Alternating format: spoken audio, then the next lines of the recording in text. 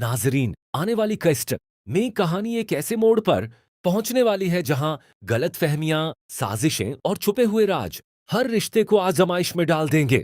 शैरी अपनी साजिश को बेहद खामोशी और चालाकी से आगे बढ़ा रही है। उसका मकसद सिर्फ इतना है कि अरीशा के दिल में जायशा के खिलाफ ऐसा शक पैदा हो जो कभी खत्म न हो सके। इसी मंसूबे के तहत शैरी अरीशा और जायशा को शॉपिंग के बहाने बाहर ले जाती है और चुपके से जैन को भी वहीं बुला लेती है। शैरी को पूरा यकीन होता है कि अगर जैन वहां पहुंच गया तो राफे भी किसी न किसी तरह वहां आ जाएगा। और आखिरकार वही होता है।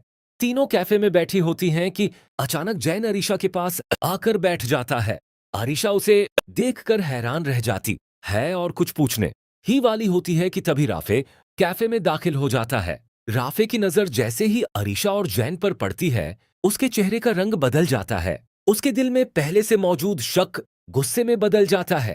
वह अरीशा से कहता है, अगर तुम्हें यही सब करना था तो मेरे भरोसे का ड्रामा क्यों किया? घर में भी तुम इसी से बातें कर रही थीं और अब यहां भी उसी से मिलने आ गई हो।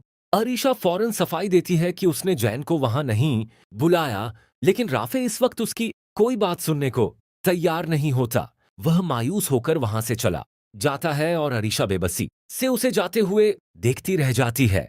राफे के जाने के बाद अरीशा शैरी से सवाल करती है कि आखिर जैन वहां कैसे पहुंचा, लेकिन शैरी अपनी साजिश का अगला हिस्सा शुरू कर देती है। वह अरीशा के दिल में यह शक पैदा करने लगती है कि शायद ये सब जायशा की चाल है। अरीशा पहले उसकी बात मानने से इनकार करती है, लेकिन शैरी की लगातार बातों से उसके दिल में भी जायशा के खिलाफ शक पैदा होने लगता है।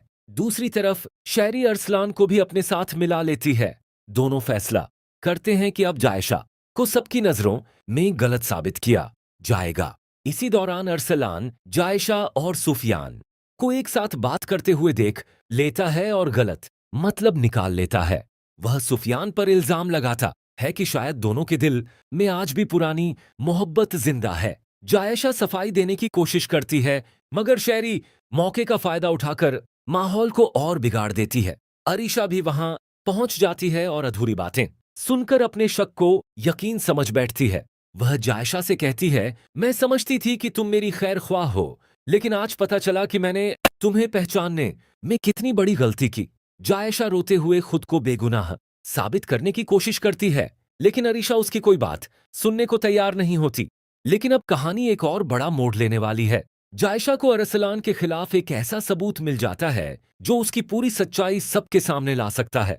एक रात अरसलान के मोबाइल पर फिजा की कॉल आती है। जायशा उसकी तस्वीर देखकर चुपके से स्क्रीनशॉट ले लेती है। अगली सुबह नाश्ते की मेज पर जायशा सबके सामने कहती है, आज अरसलान की सच्चाई सबके सामने आ जाएगी। वह मोबाइल निकालकर फिजा की तस्वीर और उसकी कॉल का स्क्रीनशॉट सबके सामने रख देती है। यह देखकर हामिद साहब का गुस्सा सातवें आसमान पर पहुंच जाता है। वह अरसलान का गिरेबान पकड़कर पूछते हैं, ये लड़की कौन है? अरसलान पहले सफाई देने की कोशिश करता है, लेकिन आखिरकार उसके मुंह से वह सच निकल जाता है जिसका जायशा को डर था। वह कहता है कि फिजा वही